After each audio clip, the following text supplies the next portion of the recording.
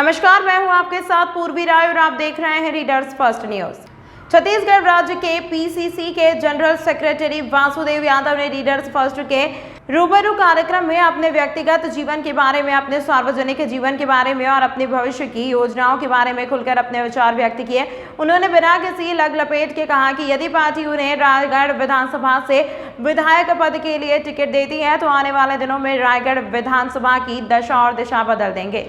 रायगढ़ का नाम आने वाले दिनों में विकास की मिसाल के तौर पर लिया जाएगा। छात्र जीवन से ही राजनीति में सक्रिय रहने वाले वासुदेव पढ़ाई और खेलकूद में अव्वल रहे।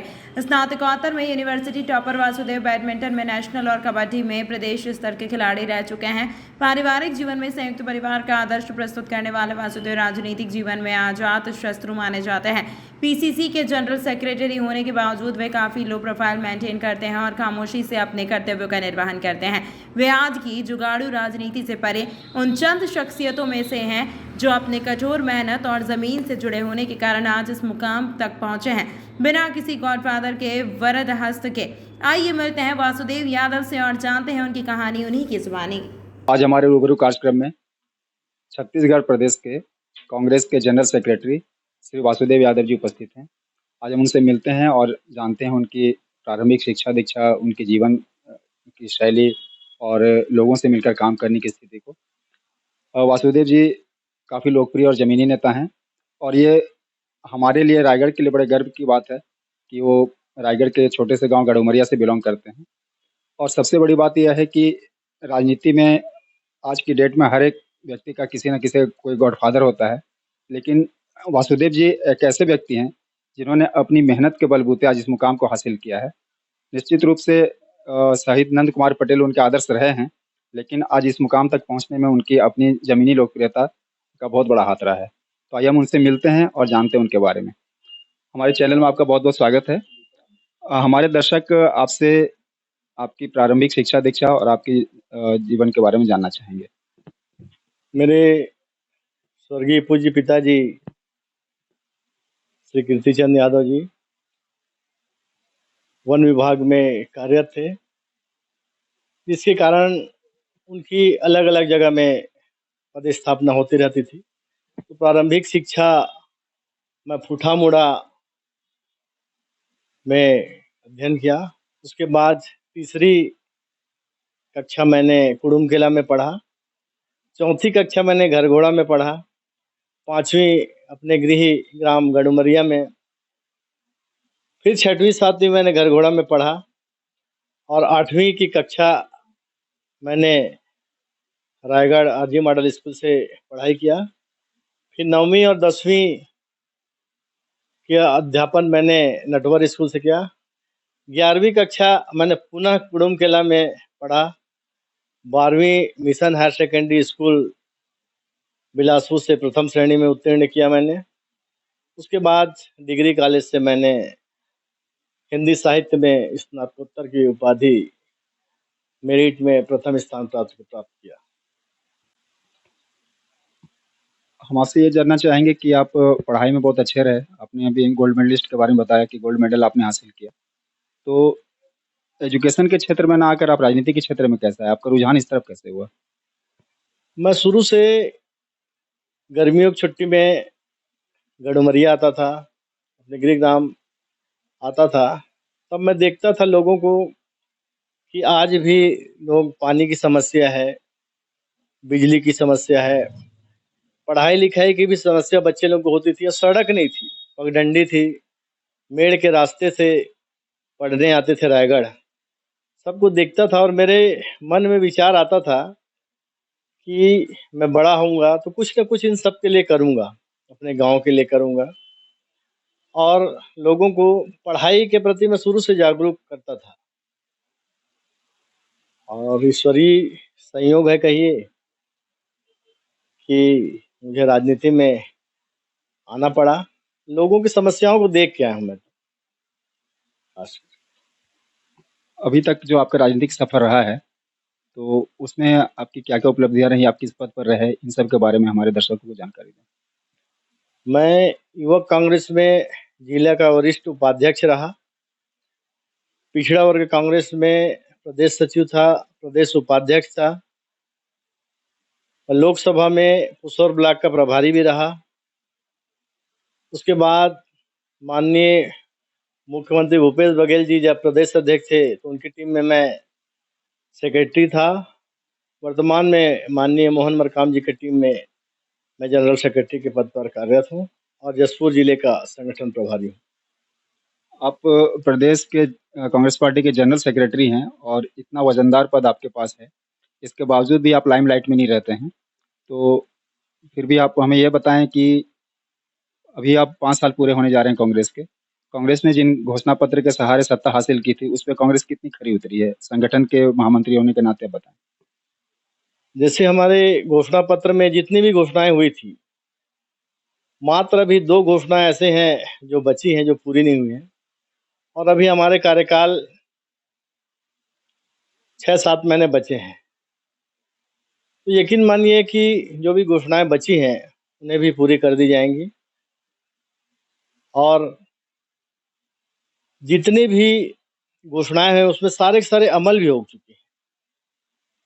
मैं ये कहना चाहूँगा कि हमने जो घोषणाएं की थी, जिसके दम पर हमने शासन में आया है और अभी देखे होंगे कि चाहे धान की कीमतों में हमने वृद्धि की है। जो धान हम 1 एकड़ में 15 क्विंटल खरीदते थे, अब 20 क्विंटल खरीदेंगे अगली बार। हमारी योजनाएं और बृहद रूप से सभी वर्ग के लिए लाभान्वित करने के लिए ली जा रही योजनाओं को निर्णय ले रहे हैं, जो जमीनी स्तर पे फलीभूत हो रहे हैं।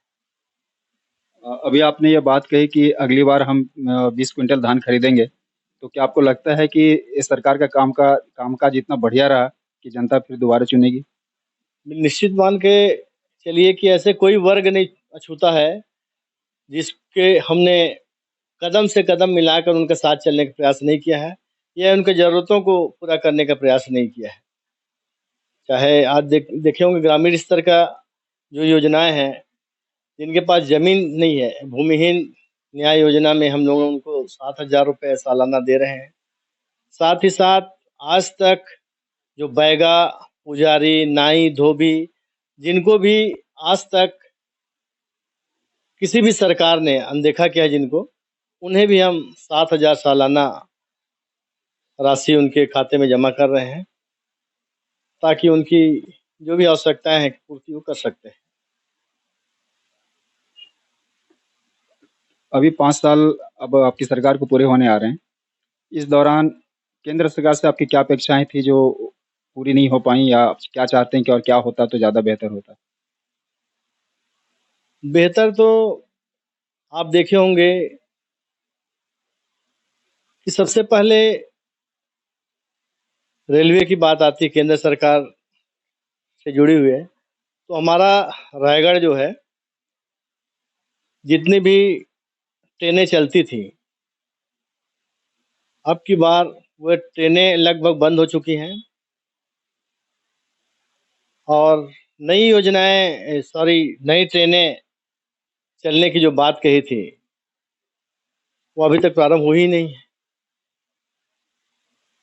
प्रधानमंत्री आवास की बात करते हैं तो रेशियो अब 60-40 का रेशियो केंद्र सरकार और राज्य सरकार का, तो केंद्र सरकार ने प्रधानमंत्री आवास योजना में राशि ही देना बंद कर दिया है और हमारे माननीय मुख्यमंत्री ने अभी 800 करोड़ रुपया प्रधानमंत्री आवास के लिए छत्तीसगढ़ के जारी किया है। तो कहीं न कहीं केंद्र सरकार और राज्य सरकार की जो नीति है वो भेदभावपूर्ण नीति से काम कर रहे हैं। अभी आपने रेलवे की चर्चा की।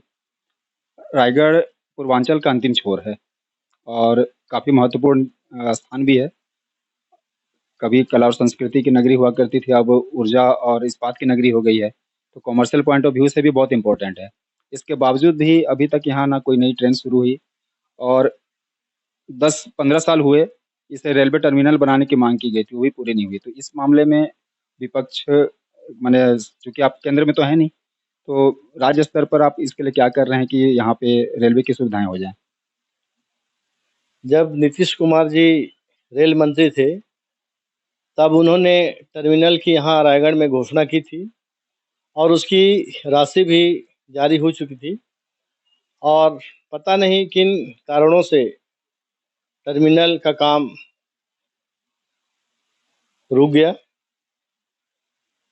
और हम जब सत्ता में आएंगे केंद्र में, तब सारी जो ट्रेनें यहाँ स्टॉपेज नहीं होती हैं, उन्हें स्टॉपेज कराने का प्रयास करेंगे और नई ट्रेनें भी किस तरह से यहाँ से प्रारंभ हो, इसके लिए भी प्रयास करेंगे। रायगढ़ में सड़कों को लेकर काफ़ी कहा गया है, तो इस बारे में आपके क्या विचार हैं? रायगढ़ में एनएच की सड़क को छोड़ दें तो अभी रायगढ़ की सड़कें तो आप देख रहे हैं कि जहाँ जहाँ नहीं बननी है वहाँ बनने जा रही हैं और शहर में भी सभी जगह बनने प्रारंभ हो गए हैं। आप अपने छात्र जीवन में बहुत ही सक्रिय रूप से खिलाड़ी रहे, बैडमिंटन में आपने नेशनल खेला है, कबड्डी में भी आप प्रदेश स्तर के खिलाड़ी रहे हैं, तो खेल के क्षेत्र में क्या विज़न है आपका? खेल के क्षेत्र में क्या, सभी क्षेत्र से थोड़ा थोड़ा तो सभी खेल खेल लेता हूँ मैं, चाहे क्रिकेट हो, वॉलीबॉल हो, बैडमिंटन हो, सभी खेल में मेरी रुचि है। बास्केटबॉल में भी रुचि है, तो जिन कबड्डी में भी रुचि है, तो सभी जो खेल है, मैं तो ये कहता हूँ हमारे राज्य में हमारे मंत्री भी हैं, तो बहुत अच्छे ढंग से खिलाड़ियों के प्रति प्रोत्साहन किया जा रहा है और जिस क्षेत्र में वो जिस खेल में जहाँ भी जाना चाह रहे हैं उसके लिए भी यहाँ की सरकार उनको सहयोग कर रही है और आगे बढ़ाने में उनको हर संभव प्रयास कर रही है कि वे अच्छी जगह में राष्ट्रीय अंतर्राष्ट्रीय खेल में अपनी प्रतिभा का परिचय दे सके। सरकार को अब आपके 5 साल पूरे होने वाले हैं और चुनाव अब करीब आ गया है, इसकी आहट भी अब सुनाई पड़ने लगी है सभी को और दोनों ही पार्टियां, प्रमुख पार्टियां जो हैं कांग्रेस और भाजपा, अब चुनावी मैदान में कमर कसकर लड़ने के लिए तैयार हो रही हैं। अभी जो चर्चा चल रही है वर्तमान में वो ये है कि हो सकता है रायगढ़ विधानसभा से टिकट चेंज हो, जो मौजूदा विधायक हैं हो सकता है कि उनका पत्ता कट जाए और साथ में ये भी चर्चा है कि कुछ नए चेहरे, यहाँ फ्रेश चेहरों को देने की बात हो रही है और उसमें आपका नाम भी प्रमुखता से लिया जा रहा है। हम आपसे ये जानना चाहेंगे कि अगर आपको टिकट मिलता है या संगठन या कांग्रेस आपको टिकट देती है, तो आप किन मुद्दों पर चुनाव लड़ेंगे? जनता के सामने क्या मुद्दे लेके जाएंगे? पहले तो मैं ग्रामीण स्तर और शहर स्तर दोनों से जुड़ा हुआ हूँ और हमारा जो रायगढ़ विधानसभा है उसका भी ग्रामीण परिवेश, आधा मतदाता और आधा मतदाता तो शहरी क्षेत्र के हैं। तो सर्वप्रथम तो मैं सरपंच रहा और 2 बार जिला पंचायत सदस्य रहा, तो ग्रामीण पृष्ठभूमि के होने के नाते वहाँ की समस्याओं को मैं बहुत अच्छे से जानता हूँ और लोगों की जो अपेक्षाएं रहती हैं, जो आशाएं रहती हैं, उनकी बहुत ज़्यादा आशाएं अपेक्षाएं नहीं रहती हैं। सबसे पहले जो शिक्षा है, शिक्षा अगर बेहतर हो तो मैं कहता हूँ कि उस परिवार का विकास निश्चित मान के चलिए। जिसने अच्छी शिक्षा ग्रहण की, जिसने अच्छे संस्कार लिए, और शिक्षा के लिए ज़रूरी है शिक्षकों की। तो आप देखे होंगे कि बहुत सारे स्कूल अभी भी जो विद्यालय हैं, या तो शिक्षक भी नहीं है या एकल शिक्षक है। सर्वप्रथम मैं शिक्षा के क्षेत्र से जुड़ा हुआ हूँ, तो शिक्षकों के प्रति विशेष ध्यान दूंगा मैं और एक भी विद्यालय शिक्षक विहीन या एकल शिक्षक न रहे, ऐसा मेरा प्रयास रहेगा। साथ ही साथ अच्छी शिक्षा और सेहत के लिए उन विद्यालयों में अच्छे गार्डन बने, वहाँ की आबो हवा अच्छी हो, ताकि बच्चे लोग पर्यावरण से भी जुड़ें। मेरा ऐसा प्रयास रहेगा। और आत्मानंद स्कूलें जो आज ब्लॉक स्तर में 1 या 2 हैं, मेरा ये प्रयास रहेगा कि अधिक से अधिक आत्मानंद के अंग्रेजी माध्यम और आत्मानंद के उच्च कोटि के हिंदी माध्यम के स्कूल भी खुले, ताकि जो निम्न और मध्यम वर्गीय परिवार के जो बच्चे हैं वो अच्छे शिक्षा वहाँ ग्रहण कर सकें और अपने परिवार का मान सम्मान बढ़ाएं, अपने परिवार का नाम रोशन कर सकें। ऐसा मेरा विचार। शिक्षा की बात आपने की, स्कूलों की बात की। आपके साथ एक बहुत बड़ा तथ्य ये भी जुड़ा हुआ है कि आप पिछले 20 सालों से लगातार अनवरत शिक्षकों का सम्मान करते आ रहे हैं। तो ये किस भावना के वशीभूत होकर आप ऐसा कर रहे हैं और इससे आने वाली पीढ़ी को क्या फायदा हो सकता है? मैं तो शुरू से गुरुओं के प्रति बहुत सम्मान श्रद्धा रहा है, मुझे शुरू से उनका सानिध्य प्राप्त हुआ है, जिसके कारण मैं छोटी सी परंपरा शुरू किया 2002-3 में, गुरुओं का सम्मान करने का। और सब गुरुओं के आशीर्वाद से, माता पिता के मेरे आशीर्वाद से, जैसे कि आपने देखा होगा कि सेवानिवृत्त शिक्षकों गुरुजनों को सम्मान किया जाता है, और मैंने ऐसी परंपरा कायम की है कि वहाँ सेवानिवृत्त, पदस्थ और निजी विद्यालयों महाविद्यालयों के गुरुजनों का भी सम्मान होता है। और सबसे बड़ी बात, मैं राजनीति क्षेत्र से जुड़े होने के बावजूद भी विगत 20 साल से गुरुओं का सम्मान करता हूँ, लेकिन आज तक उस मंच में किसी भी राजनीतिक व्यक्ति को वहाँ नहीं बैठाया गया है, न राजनीतिक व्यक्ति को वहाँ अतिथि बनाया गया है। साथ ही साथ एक बात और बताना चाहूँगा कि जो शिक्षक सम्मान समारोह भी कोरोना के समय में 2 साल हम लोगों ने, पूरे परिवार के सदस्य लोग ने, मेरी पत्नी और भाई बंधु, मेरा बेटा, सब हम लोगों ने घर घर जाके गुरुजनों का 2 साल में साल, श्रीफल और पेन देकर उनको सम्मान देकर उनका आशीर्वाद लेने का प्रयास मैंने किया। अंतिम सवाल हम आपसे ये जानना चाहेंगे कि रायगढ़ के विकास के लिए आपका क्या विजन है या क्या रोड मैप है?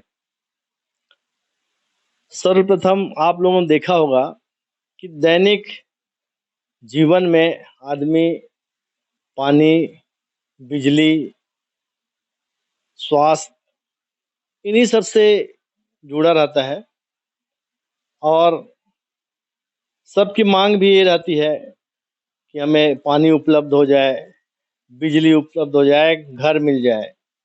और आप लोग तो देखे होंगे एपीएल और बीपीएल में सारे परिवार को खाद्यान्न सरकार उपलब्ध करा रही है। लेकिन मैं जो सोचता हूँ, हमारे यहाँ सबसे बड़ी जो समस्या है पर्यावरण की समस्या है। आप देखे होंगे प्रदूषण की समस्या है। तो सबसे पहले मैं प्रदूषण रोकने का प्रयास करूंगा। साथ ही साथ मैं रोजाना सुबह 5 बजे उठ जाता हूँ। तो मेरी अभी से मैंने प्लानिंग कर ली है कि अगर सबके जनता के आशीर्वाद से, बड़ों के आशीर्वाद से विधायक बनता हूँ, तो 2 से 3 घंटा सुबह मैं प्रत्येक दिन 2 से 3 वार्ड में समय दूंगा। उसके बाद 11 बजे से ऑफिस से बैठ के 2 घंटे के बाद मैं ग्रामीण क्षेत्र में अपना जहाँ जाना वहाँ दौरा कार्यक्रम रखूंगा। लेकिन प्रत्येक दिन मैं स्वयं खड़े होकर 2 वार्ड घूमूंगा, ये मैंने अभी से निर्णय लिया है। और सड़क तो आप देख रहे हैं, तो बहुत सारी मेरी योजनाएं हैं, और अभी सारी चीज़ों को शायद बता दूं तो दूसरे लोग उसको फॉलो करना ना शुरू कर दें। तो वो बातें मेरे अंतर मन में है, और माता रानी कृपा से फलीभूत होगा तो उसमें सार्थक प्रयास करेंगे। और रायगढ़ एक पूरे प्रदेश में, रायगढ़ विधानसभा का नाम रहेगा, लोग बोलेंगे। जैसे मेरा प्रेरणा स्रोत नंदेली के नंद कुमार जी का बोलते हैं कि आप खसिया विधानसभा में देख के आइए, तो निश्चित मानिए जब मैं विधायक बन जाता हूँ सबके आशीर्वाद से, तो लोग कहेंगे कि आप रायगढ़ विधानसभा में देख के आइए, वहाँ के लोगों में विधायक के प्रति क्या सोच है और विधायक का जनता के प्रति क्या सोच है। आप देखें, ऐसी मेरी सोच है। बाकी ऊपर वाले की कृपा। रीडर्स फर्स्ट के लिए आपको बहुत बहुत शुभकामनाएं, और हम उम्मीद करते हैं कि आपकी इच्छा पूरी हो और रायगढ़ का भी विकास हो, रायगढ़ की जनता का भी विकास हो। हमारे चैनल को आपने अपना अमूल्य समय दिया, इसके लिए बहुत बहुत धन्यवाद। Thank you.